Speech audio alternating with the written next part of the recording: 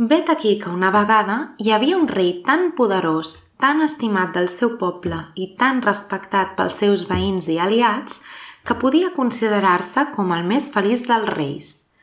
Estava casat amb una princesa tan bella com virtuosa i en tenia una filla. La magnificència, el gust i l'abundància s'assenyalaven al seu palau. Les quadres eren immenses i estaven plenes de riques gualdrapes, però el que més estranyava als estrangers era que en el lloc més visible un ase ensenyava les seves grans i movibles orelles. No per caprici, sinó pels seus mèrits. Li havia donat al rei aquell lloc distingit, perquè aquell animal extraordinari no embrutava mai el seu llit més que amb lluentes monedes d'or, les quals eren curosament recollides cada matí.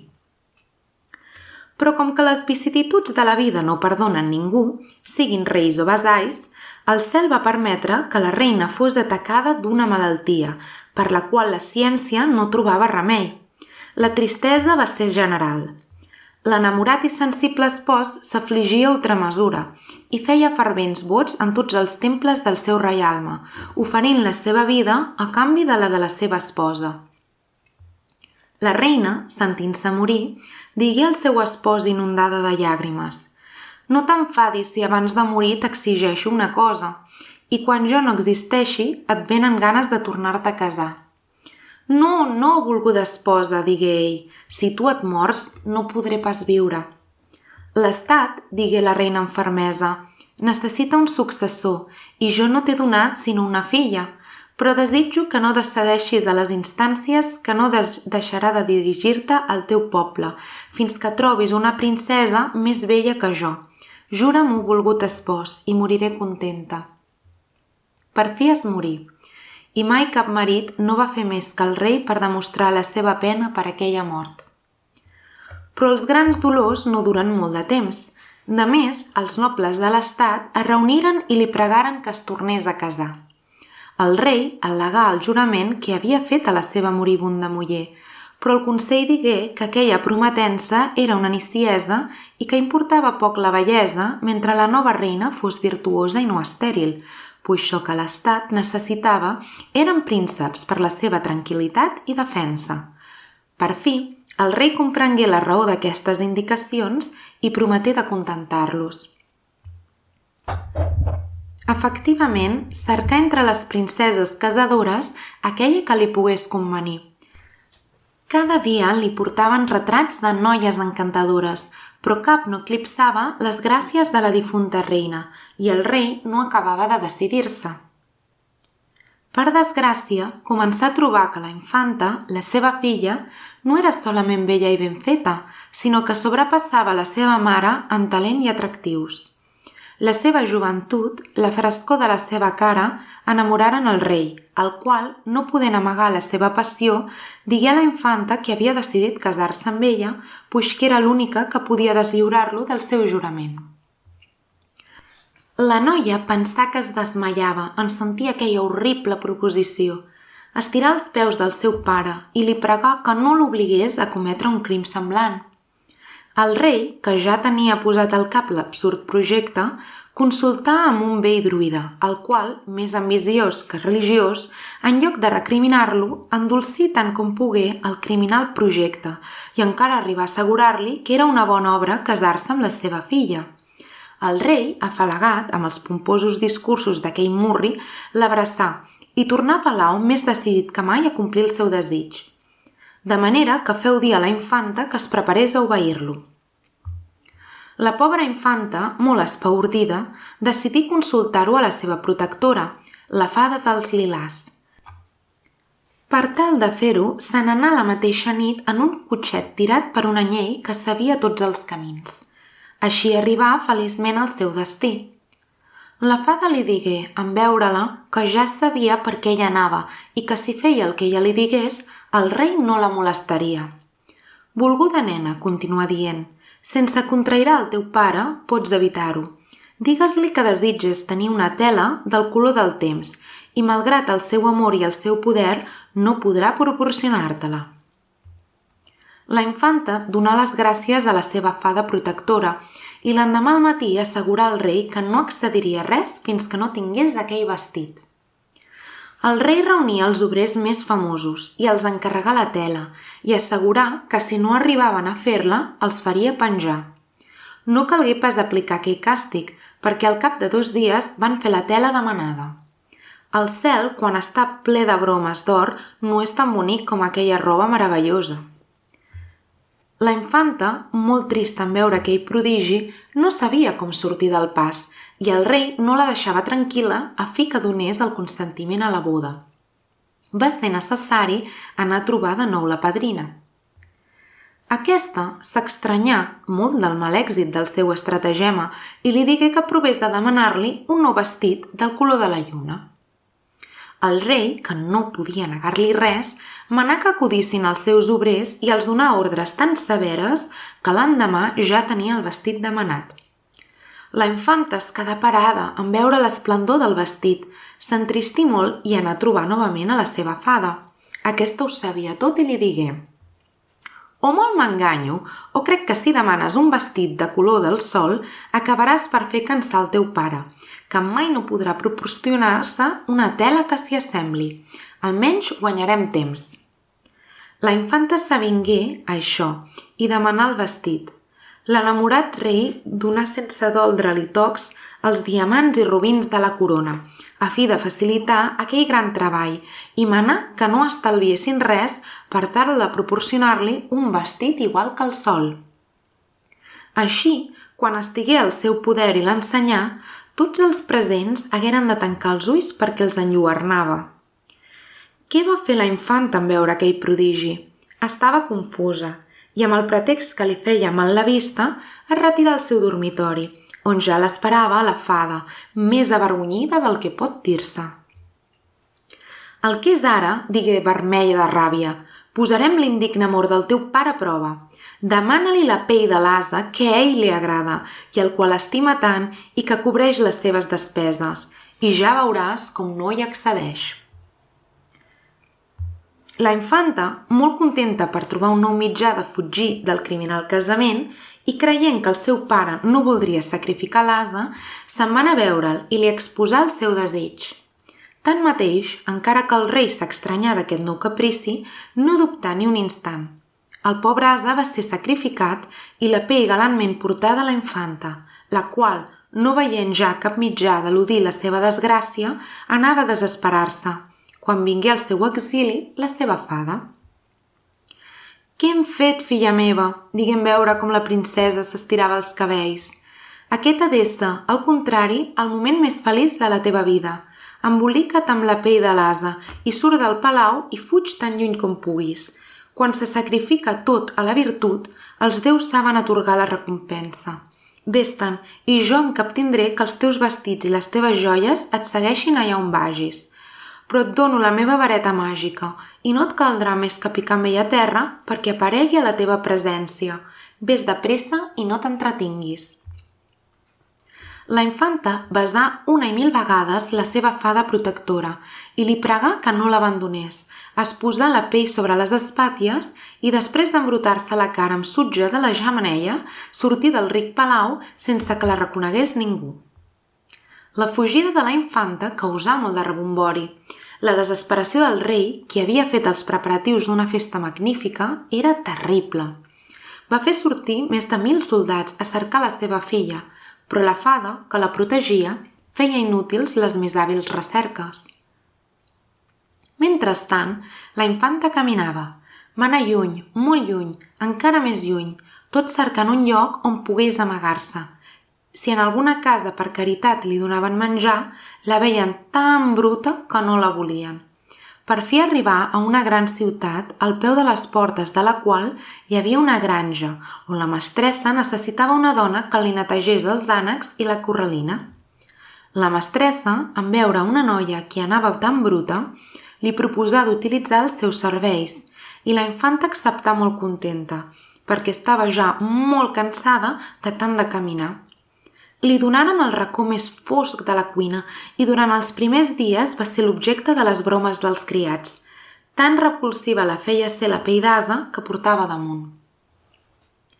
Duia els béns a pasturar, i els posava al corral quan era necessari. També curava dels ànecs amb tanta intel·ligència que semblava que no hagués fet res més durant sa vida. Tot augmentava sota les seves belles mans. Un dia que estava asseguda a la vora d'una font, on acostumava a romandre per a consolar-se de les seves penes, es va veure retratada a l'aigua, però l'aspecte de l'horrorosa pell d'ase que li servia de mantell de còfia l'esglaià. Avergonyida de si mateixa, es rentà la cara i les mans, que es tornaren més blanques que el vori, i la cara li tornà la frescor d'abans. L'alegria de trobar-se tan formosa li feu venir ganes de banyar-se, cosa que va fer, però en tornar a la granja hagué de posar-se l'horrorosa pell d'ase. Per sort, l'endemà era festa i tingué el gust, gràcies a la vareta de la fada, d'abillar-se amb les seves joies i posar-se el vestit de color del temps. La seva cambra era tan petita que no podia desplegar la cua del vestit. La formosa princesa es mirà i admirà ella mateixa amb raó i resolgué, per divertir-se, anar-se posant alternativament tots els seus formosos vestits els diumenges i dies de festa. Un dia de festa que la pell d'ase, com així l'anomenaven a la granja, s'havia vestit amb el vestit de color de sol, el fill del rei, que era amo de la granja, s'hi aturà per descansar, de tornada d'una partida de caça. El príncep era jove, formós i molt ben proporcionat. El seu pare i la seva mare l'estimaven molt i els seus súbdits l'adoraven. Els grangers oferiren al príncep una beguda, que ell acceptà, i després es posà a recórrer les dependències. Tot tafanejant, arribà davant d'un passadís fosc al final del qual trobà una porta tancada amb clau. Mirava el forat del pany i quedà parat en veure la princesa tan formosa i tan ricament vestida.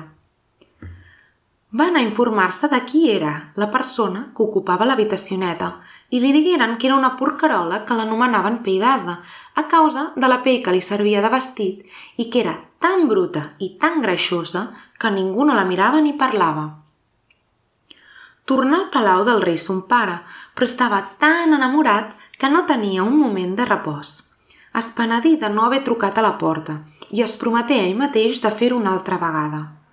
Per la mateixa exageració del seu amor, va tenir aquella nit una febre que li posà la vida en perill. La reina es despertava en va i prometia inútilment grans recompenses dels metges.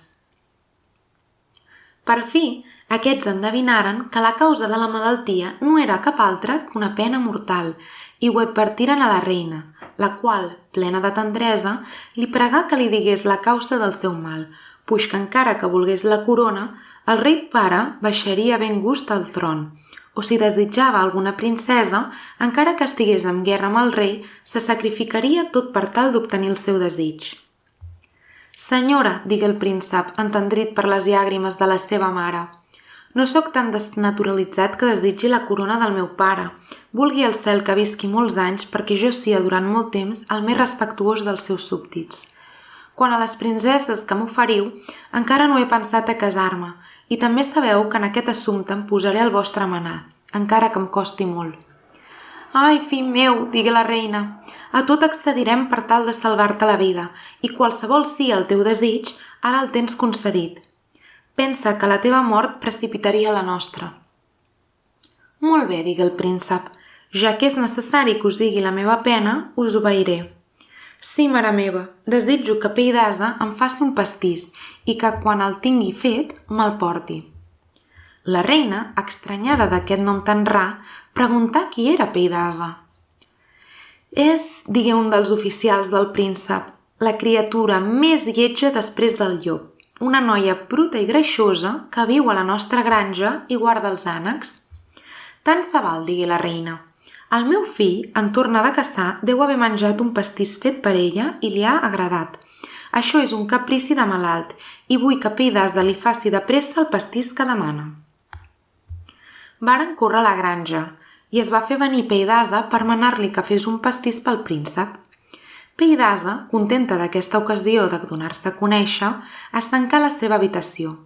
Allí llançà la seva repugnant pell, arrentà les mans i la cara, va desfer els seus cabells flonjos i després de posar-se un formós curset guarnit de fils d'argent brillants i una faldilla del mateix tissú, es posà a fer el pastís tan desitjat. Mentre treballava, expressament o per casualitat, li relliscà un anell dels que portava posats i es barrejà amb la pasta. Una vegada fet el pastís, va tornar-se a posar l'horrible pell i donar el pastís a l'oficial tot donant-li les notícies del príncep. Però aquell home no es dignà contestar i va córrer cap al palau. El príncep agafà el pastís i se'l menjà tan de pressa que els metges els semblà que li faria mal. Efectivament, el príncep no s'ofegà per miracle amb l'anell, per tal com pogué treure-se'l de la boca a temps. Era una maragda magníficament muntada sobre un cercle d'or tan petitet que, sens dubte, no podia servir només que per al ditet més bonic del món. Besà 1000 vegades l'anell i se'l posà sota el coixí, d'on el treia quan es veia sol. Però després començà de turmentar-lo la idea de la impossibilitat de veure pell d'ase, puix que no gosava dir a ningú ço que havia vist pel forat del pany, per por que li diguessin que veia visions. El resultat de tot això va ser la tornada de la febre, tan forta aquesta vegada dels metges que els metges, no sabent ja què fer, declararen a la reina que el seu fill estava malalt d'amor. El rei i la reina corregueren a veure'l.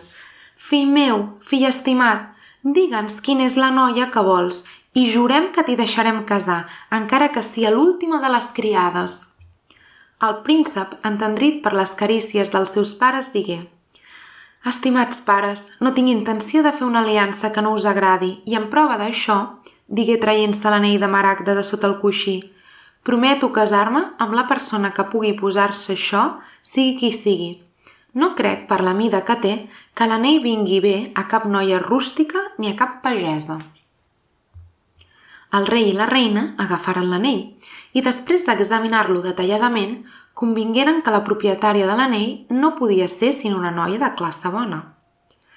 De seguida, el rei va fer tocar els tambors i les trompetes i cridar pels seus heralds que totes les noies havien d'anar a palau a emprovar-se l'anell i que aquella a qui li anés bé es casaria amb l'hereu del tron. De primer arribaren les princeses, després les duqueses, les comtesses i les baronesses, però per més que s'aprimessin els dits, no pogueren posar-se l'anell. Després vingueren les noies burgeses i després les obreres dels tallers i oficis que, encara que també eren formoses, tenien els dits massa dobles. El príncep ja estava millor, era ell qui anava provant l'anell. Ja no hi havia ningú que no hagués fet la prova quan el príncep demanà a les cuineres, criades, fregadores, guardadores de moltons. De seguida arribaren, però va ser treball perdut, perquè a cap d'elles no li passava l'anell de la meitat de l'ungla. «Ha vingut ja pell d'ase, la noia que em va fer dies passats un pastís?» digué el príncep. Tots es posaren a riure i li digueren que no. «Quan la vagin a cercar al moment», digué el jove, «no vull que es digui que hi ha hagut cap excepció». Llavors corregueren rient i fent burles a buscar la guardadora dels ànecs. Pell d'ase havia sentit tambors i els crits dels heralds. Havia comprès que es tractava del seu anell. Estimava el príncep i, com que el veritable amor és tímid i gens vanitós, estava tremolant de por que l'anell hagués anat bé a alguna altra noia. Tingué, doncs, una gran alegria quan l'anaren a cercar. D'ençà que havia sabut que anaven cercant un dit pel seu anell, l'esperança l'havia mogut aviar-se esplèndidament, de manera que quan la cridaren per dir-li que el príncep l'esperava, es posà la pell d'ase sobre el seu vestit i obrí la porta. Els criats li digueren burlant-se'n que el rei l'esperava per casar-la amb el seu fill i després, sense deixar de riure, la portaren davant del príncep, qui, estranyat d'un vestit tan estrafolari, no podia creure que fos la mateixa que havia vist tan formosa. Trist i confós per la temença, li digué: «Ets tu la que vius al final del passadís fosc a la tercera quadra de la granja?» «Sí, senyor», digué ella. «Ensenya'm la mà», digué el príncep tremolant. «Caram! Els sorpresos ara foren el rei i la reina, així com els camarlencs i els nobles de la cort. De sota la pell bruna i greixosa sortia una maneta blanca i fina, en la qual s'ajustà sense cap esforç l'anell de maragda. Però encara se sorprengueren més quan, gràcies a un petit moviment de la noia, la pell relliscà de les seves espàties i aparegué la seva formosor encantadora. El príncep, feble com estava, tingué forces per caure agenollat als seus peus, i el rei i la reina varen córrer a abraçar-la i demanar-li si volia casar-se amb el seu fill. La princesa, confosa amb tants afalacs i amb l'amor que li professava el príncep, anà a donar-los les gràcies, quan s'obrí una part del trespol i aparegué la fada dels lilàs amb la seva carrossa de flors i de fulles, que contà tota la història de la noia. El rei i la reina, encantats de veure que Pi d'Asa era una princesa, redoblaren les atencions, però el príncep es commogué més per la història de la seva virtut i va créixer el seu afecte envers ella. La impaciència per casar-se va ser tan grossa que no donà temps als preparatius per les noces, però la princesa havia dit que, sense el consentiment del seu pare, no es casaria. Així és que va ser el primer a qui varen convidar, encara que sense donar-li el nom de la núvia. Arribaren reis de tots els països, els uns en cadires de mà, d'altres en carrosses, d'altres de cavall. Els que vivien més lluny es presentaren muntats en elefants o en àligues, però el més formós va ser el pare de la infanta, que, afortunadament, havia oblidat l'amor de la seva filla i s'havia casat amb una reina vídua, molt formosa, i de la qual havia tingut descendència.